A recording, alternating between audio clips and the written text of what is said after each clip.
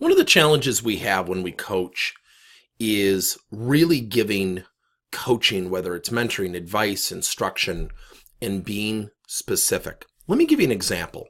A few years ago, I was at a sales organization and my client asked me to sit in on a sales meeting to give some feedback, observation, input, insight, what have you. And the sales leader kept saying something that I thought was really interesting. He said, "Come on, everyone, we've got to have a sense of urgency when getting back to clients." Now, how often do we hear stuff like that?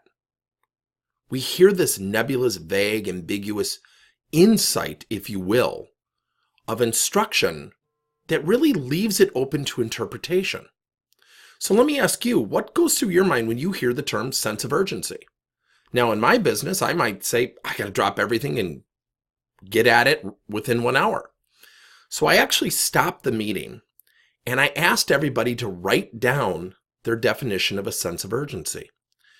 Out of 23 people, we had 16 pretty different definitions.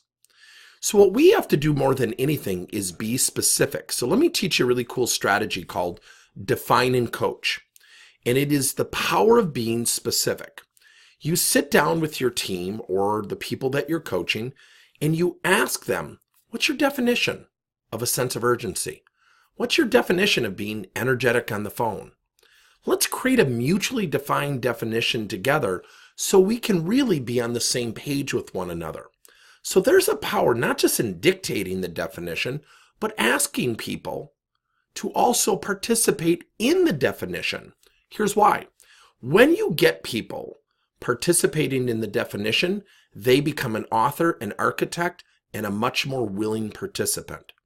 So let's say we have a definition of a sense of urgency of getting back to customers as getting back to them within 2 business hours with a specific answer to their challenge or problem. Let's say that's our definition, and it has to be done with conviction, passion, and energy. Okay? Then you ask your team, what are the 3 to 4 actions that we all need to take to support that definition? Think of that. That is accountability. That is holding people accountable. That is creating specificity for real world challenges. So defining coaches, let's create a definition. Let's share in that definition. Let's all have an agreed upon definition. Then let's list out 3 to 4 actions every one of us need to take to make sure we support that definition. Now you're going to have a much more specific and targeted set of coaching successes.